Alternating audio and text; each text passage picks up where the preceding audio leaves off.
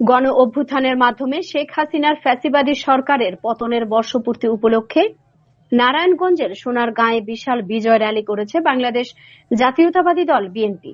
Staff reporter Mohammad Nur নবী Johnny জানান, মঙ্গলবার 5 আগস্ট বিকেলে ঢাকা চট্টগ্রাম মহাসড়কের মোগরাপাড়া চৌরাস্তা এলাকায় উপজেলা বিএনপির উদ্যোগে আয়োজিত এই র্যালিতে বিএনপির জাতীয় নির্বাহী কমিটির সদস্য ও উপজেলা বিএনপির সভাপতি আজহারুল ইসলাম মান্নান নেতৃত্ব দেন।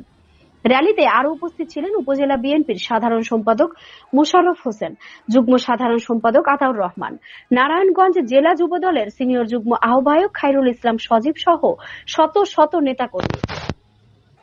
স্লোগানে মুখরিত হয়ে ওঠে মহাসড়কের দুই পাশ। আজহারুল ইসলাম মান্নান বলেন, শেখ হাসিনার ফ্যাসিবাদী শাসনে বিএনপির হাজারো নেতাকর্মী প্রাণ হারিয়েছেন, গুম, খুন ও নির্যাতনের শিকার হয়েছেন। এখন এই সরকারের পতনের মাধ্যমে মানুষ মুক্ত নিঃশ্বাস নিচ্ছে। নতুন বাংলাদেশ গড়তে বিএনপিই একমাত্র ভরসা। তিনি আরো বলেন, আগামী নির্বাচনে যেন ফ্যাসিবাদী আওয়ামী লীগ পুনর্বাসন না পায়, সেজন্য সবাইকে ঐক্যবদ্ধ থাকতে হবে। জনগণের সরকার গড়ার সংগ্রামই চলবে।